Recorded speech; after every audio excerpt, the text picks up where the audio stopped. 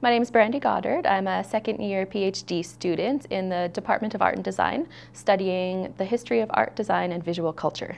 So the talk was given at the Post-Doctoral-Fellows-Association and the Graduate Student Association Research Day for 2018. And the paper I gave was I have a hard time remembering the title.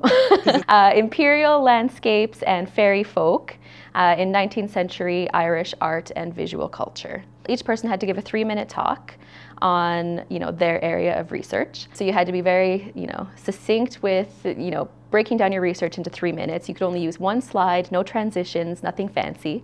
And then I, went on the day of, presented for my 3 minutes there was, I believe, 8 other students, all scientists, medical researchers, engineers. I was the only arts person there. I study art history, specific to Ireland, but I'm looking more at sort of folk art, objects, things that would have been created by people who were not professional artists. So even something as simple as flower boxes used to decorate people's houses comes from this tradition of leaving flowers on your doorstep to keep evil spirits out. And so these things that started in this relationship to the environment and trying to deal with things that the Irish people couldn't understand at that time, like famine and environmental disasters and diseases that they couldn't diagnose. They came to develop this sort of, we would call it superstition, or sort of this traditional knowledge that they were using these objects to help themselves in some way. And since then, many of them have sort of developed into decorative objects, and we would call it art today. It was really interesting, actually. I sat through all the talks, and they were really, really impressive to see a lot of the research that's being done here.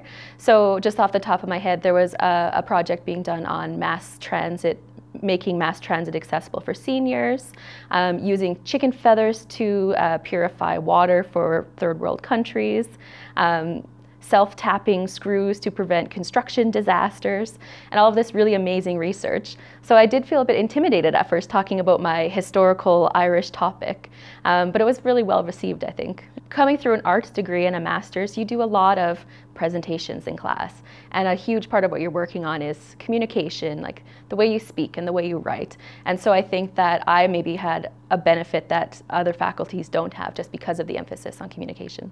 Sometimes the arts get denigrated for not being, kind of stuck in the past and not being that useful.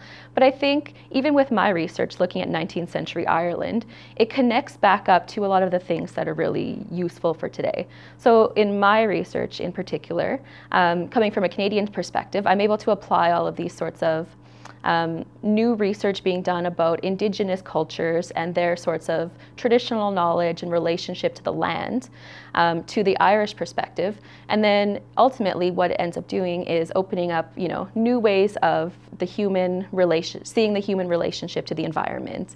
And then it applies to, things like climate change and environmental destruction. It's just, opening up different perspectives for the ways that we deal with the environment. It was great. I was thrilled. I was quite shocked, actually. Not that I don't think my research is important, but just the caliber of people that were presenting there. It was really quite rewarding to find out that I win. I think it says a lot about the arts faculties at the U of A that, even though sometimes we may get forgotten, we're still doing really important research here too.